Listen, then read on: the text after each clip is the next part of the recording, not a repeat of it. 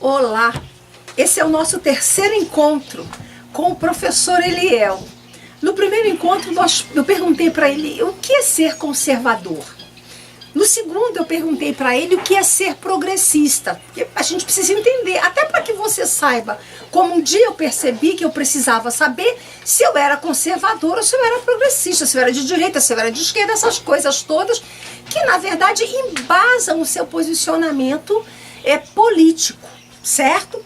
Só que quando nós fechamos a questão do ser progressista e falamos a respeito da importância da moralidade nortear os projetos dos nossos políticos, e sabemos que na grande maioria das vezes isso não está presente, não faz parte do pacote a moralidade, eu resolvi mudar um pouco o rumo para perguntar algo para o Eliel.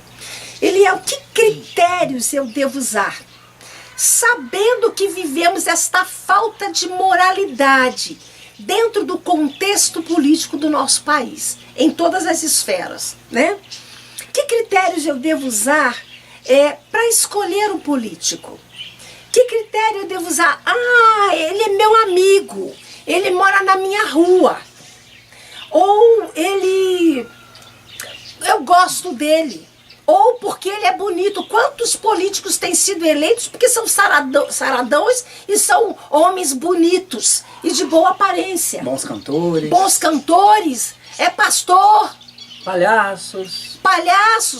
Pessoas que fazem humor. Não, uma pouca vergonha, entendeu? Os critérios que a gente tem usado para escolher.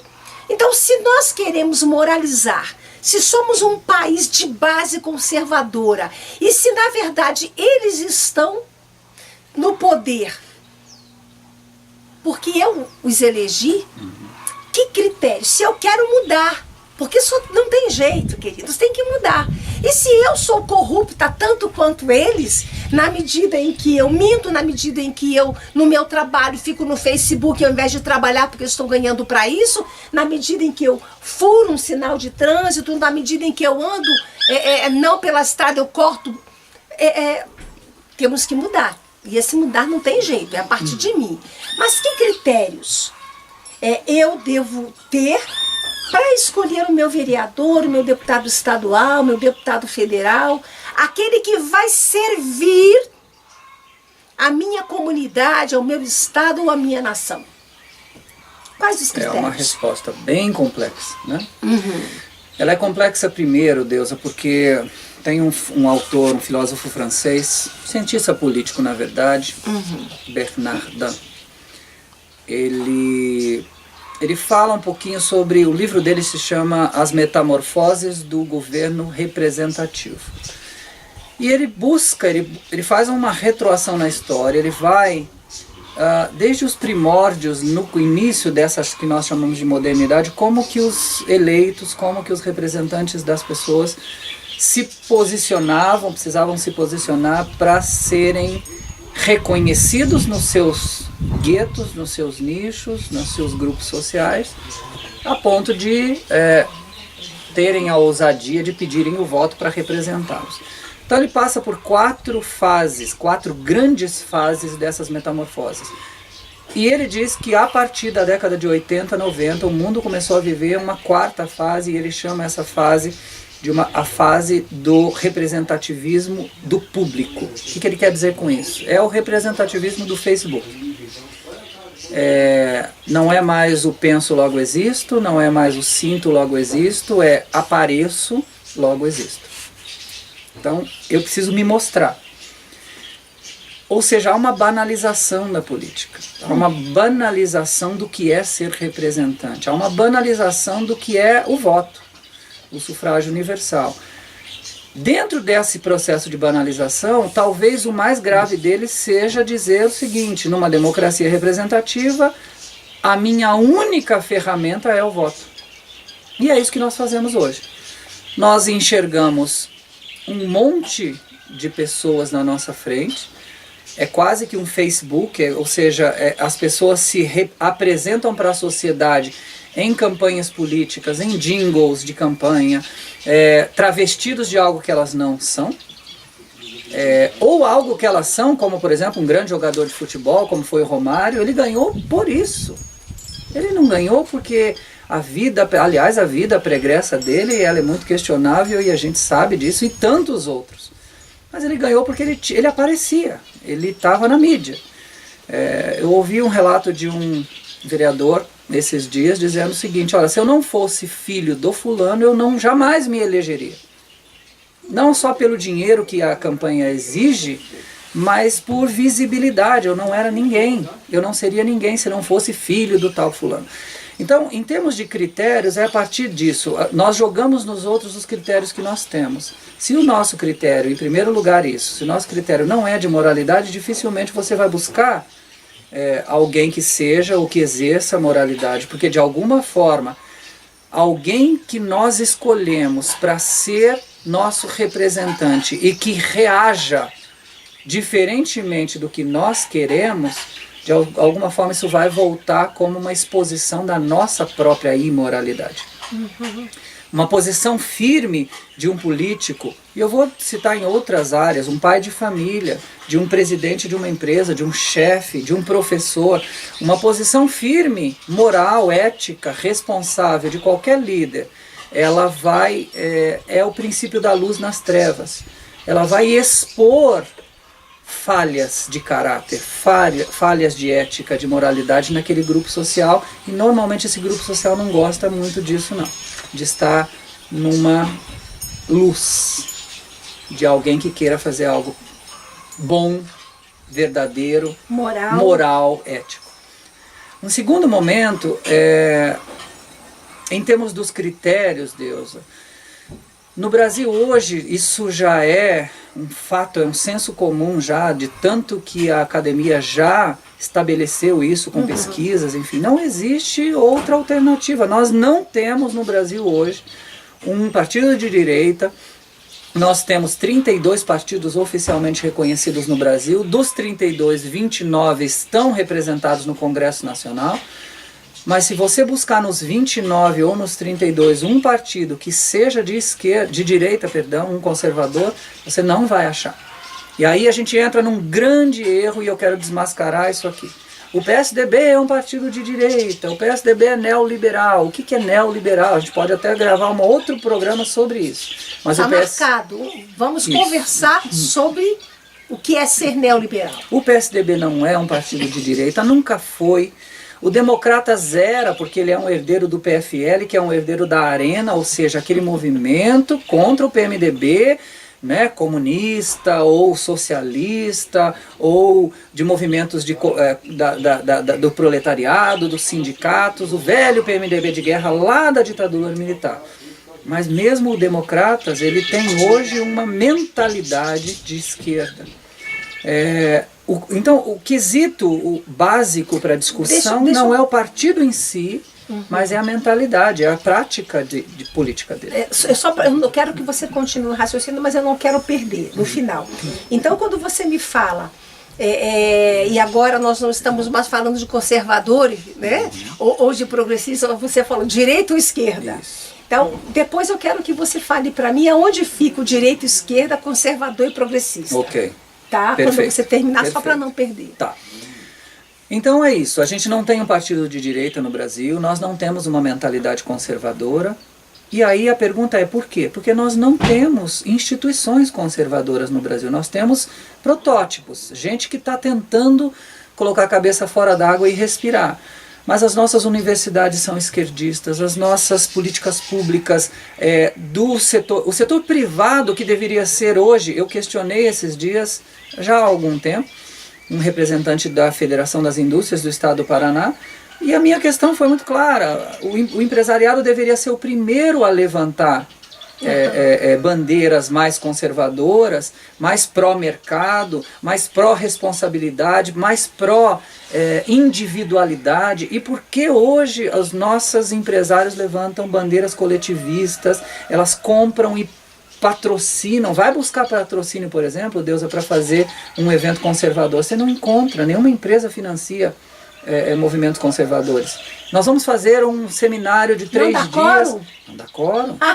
Não vende o produto. E mais do que isso, no Brasil nós temos um agravante. colou-se numa direita, pretensa direita no Brasil, de que essa direita é herdeira da ditadura militar. Foi um grande golpe que a esquerda, estratégia fantástica, colou. Quem é direita no Brasil é pró-assassinato, perseguição, tortura, pau de arara. Quer dizer, é uma grande falácia. Então todo mundo, as pessoas têm medo. Fomos comparados, perfeito, enquanto direita e conservadores, a Estado Islâmico. Num evento público, os conservadores comparados a fundamentalistas, ao Estado Islâmico. O que é isso? É isso. Então, assim, uma empresa dificilmente vai patrocinar um evento que se diga de direita ou conservadora. Já há resquícios no Brasil, já há sinais, bons sinais. Existem empresas que estão começando a patrocinar, mas no geral não. Ou seja, nós temos uma sociedade que pensa valores, que é conservadora, mas que ela foi absoluta e absurdamente catequizada. E esse catequismo começou dentro das escolas e continua. A estratégia é a mesma. Essa catequese, né, eu usei a palavra errada, essa catequese está dentro das universidades. Essa catequese, ela veio dentro de uma filosofia, de um posicionamento ideológico de um cara chamado Antônio Gramsci.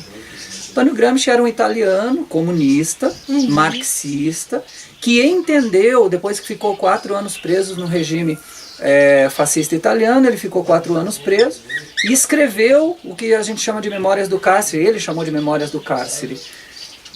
E como marxista ele disse o seguinte: sou marxista, vou morrer marxista, mas o marxismo não vai dar certo nem aqui, nem na China, nem em lugar nenhum. Por quê? Porque o marxismo está sempre buscando uma bandeira revolucionária armada contra uma sociedade que é conservadora. E ele diz, enquanto nós não destruirmos 3 pilares, valores judaico-cristãos, direito romano e filosofia grega, nós não conseguiremos destruir. Nem com armas, nem com absolutamente nada. Então colonizemos o pensamento de direita. Colonizemos, coloquemos lá dentro um vírus. Para onde eles vieram, esses grandes pensadores? Vieram para a USP na década de 70. Vieram para a UFRJ lá no seu estado na década de 70. Vieram para a Federal aqui no Paraná na década de 60. Ou seja, a nossa universidade e agora os pedagogos, os professores, os educadores que saíram daí são os que estão perpetuando todo esse processo. Esses dias eu ouvi num dos debates em Brasília com o Dr. Miguel Najib. E a presidente das escolas privadas do Brasil disse o seguinte: tudo bem, nós estamos aqui discutindo, mas enquanto nós não dermos para os professores uma alternativa, porque eles só leem isso, não é que eles não queiram, eles não sabem, eles não conhecem. Então, Deusa, falar de critérios para escolha de um político no nosso país hoje é muito difícil. Porque a gente pode até vou procurar alguém que parta de uma moralidade. Normalmente a gente consegue olhar apenas o externo, né? Se ele tem uma boa família, se ele é um empresário, mas não tem o nome sujo na praça, que se paga bem aos funcionários, e tem bastante gente assim. Mas isso para nós deveria ser pré-requisito, isso não deveria fazer parte da equação. Ele tem que ter uma reputação ilibada para exercer um cargo público. Mas no momento em que você busca ideologias, é complicado porque você está buscando algo que não existe. Hoje não existe no Brasil uma tendência, uma vertente de direita no Estado ou conservadora no Estado, que a gente possa dizer, bom, essa pessoa, esse cara, essa mulher vai representar bem os pilares do conservadorismo ou da direita. Isso. Eu posso pensar nessa escolha a partir de bandeiras? Em que sentido? Em que sentido?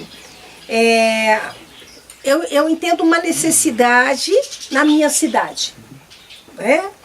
E de repente eu identifico alguém que tem trabalhado na sua vida pessoal, no seu exercício de cidadania, naquela causa, né? Naquela causa. Este pode ser um padrão de olhar para alguém e escolher este alguém, por exemplo, para ser o meu vereador? Sim, nós temos aí nesse ponto um outro novo problema. Via de regra, quando você encontra uma pessoa assim, ela quer distância da política. ela não quer nem chegar perto.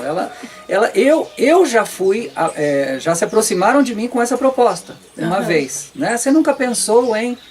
Eu nunca pensei em, né? Talvez por esse receio de entrar lá num ambiente hostil, um ambiente onde não é o meu aquário, não é o ar que eu respiro, né? Aquele velho dilema: será que eu me deixo corromper? Será que eu consigo manter esses valores?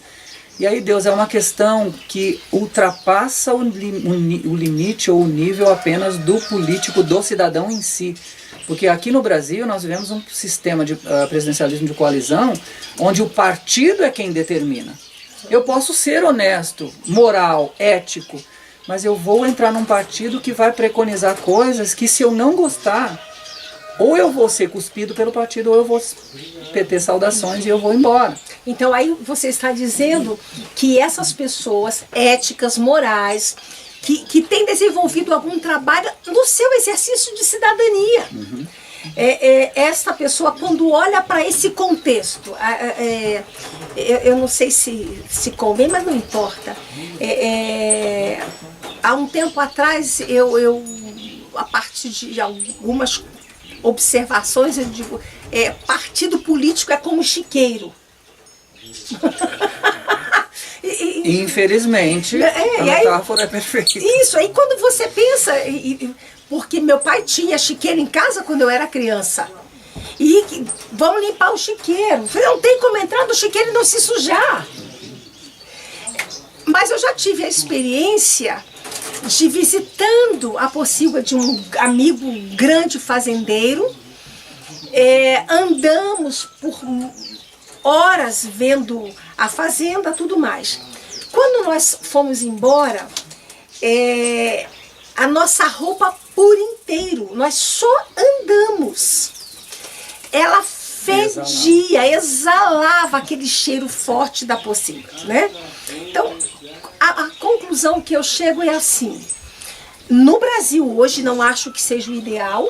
Você não tem como fazer política sem entrar num dos chiqueiros. Mais ou menos isso. Né? A sua roupa pode até feder, mas você pode não se sujar. Sim. Então, quando eu limpava o chiqueiro, quando era criança, eu estava limpando o chiqueiro, não tinha como não me sujar. Mas eu pude andar, conhecer e ver, a minha roupa ficar com o cheiro desagradável, mas eu estava limpa. Ou seja, é possível. É possível. Mas eu diria que muito difícil. Quando você fala, as pessoas já te consultaram. Eu vivo sendo consultada, né? Por ter essa postura, por ter coragem de falar, por estar aqui fazendo vídeo, por fazer o fórum de conscientização política Eu Sou Brasil, por estar na Reage e por aí vai, né? Mas precisamos, e aí você tem falado bastante isso, pensar na construção de um país, de um partido de fato conservador, que ele possa ser visto pela cidade, pela população, pela nação brasileira, não como um chiqueiro. Tem uma outra metáfora do chiqueiro que eu gosto, se não me engano é o Eric Hoffer, um americano, que fala sobre isso. Que tem tudo a ver com o que a gente está falando. Ele diz o seguinte: num chiqueiro, e aí eu estou invertendo agora, tirando do chiqueiro o partido político e colocando a sociedade. Ele diz o seguinte: num chiqueiro, os porcos vão votar no primeiro que jogue lavagem para eles. Uau! Quer dizer, para acabar. Então, nesse sentido, o que é que eles estão nos apresentando? Que comida nós estamos querendo comer politicamente, né? Então, é muito... O Brasil hoje, e se nós pensarmos, a gente precisa pensar nisso, nós somos 202 milhões de habitantes, é um país continental, é o quinto maior país em população, se não me engano, em população e em território do mundo. Quando a América Latina nos olha ainda para o Brasil como um grande farol, como um ditador de tendências, um formador de opinião. Sim. Mas infelizmente nós temos formado tendências e formado opiniões muito antagônicas à nossa própria formação histórica. Nós precisamos no Brasil desse movimento, né, que se contraponha de alguma forma.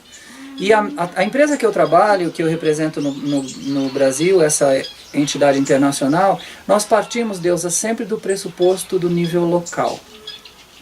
Nós temos a seguinte frase: todas as vezes que um cidadão tem necessidade, a primeira porta na qual ele bate não é do presidente da República, não é do governador do estado, não é do senador, não é do deputado federal, não é do deputado estadual, não é do juiz, é do prefeito e é do vereador.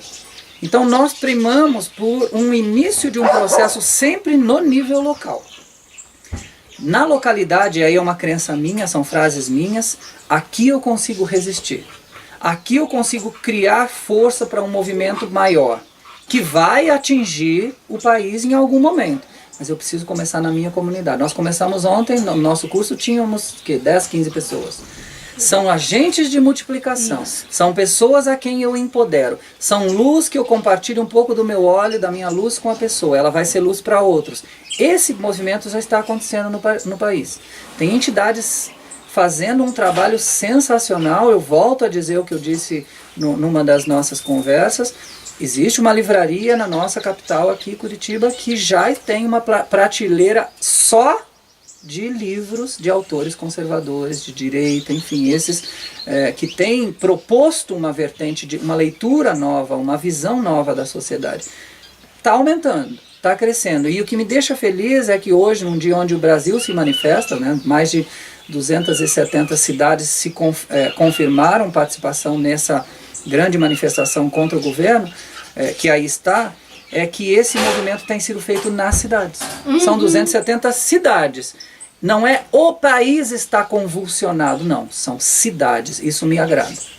Porque mudando na cidade, aí nós pegamos alguns vereadores, alguns deputados, alguns senadores que têm entendido isso e têm voltado a sua metralhadora para agir no nível local, entendendo que empoderando o local é uma consequência, ainda que leve bastante tempo, é uma consequência natural, que com o tempo isso seja levado também para o nível regional e nacional. E eu gosto disso. Eu também. Se nós pensarmos nessa perspectiva, né? De sair do local, né? Sair do específico e depois irmos para o geral. Eu fiz uma pergunta para o Eliel no meio da nossa conversa, e esta pergunta ela tinha a ver com essa história. Até aqui nós havíamos falado sobre conservadores e progressistas. Mas de repente entrou na história essa coisa de esquerda, direita, né? Mas eu vou deixar isso para o nosso próximo encontro, tá? Nós vamos no nosso próximo encontro. Vocês perceberam que um passo nos leva a outro, um bate-papo aguça para falarmos sobre mais coisas que te empodera e me empodera no nível de conhecimento básico de política, de organização política, de filosofia política. Amo isso. Nós vamos conversar num outro momento e continuar falando com o Eliel sobre isso.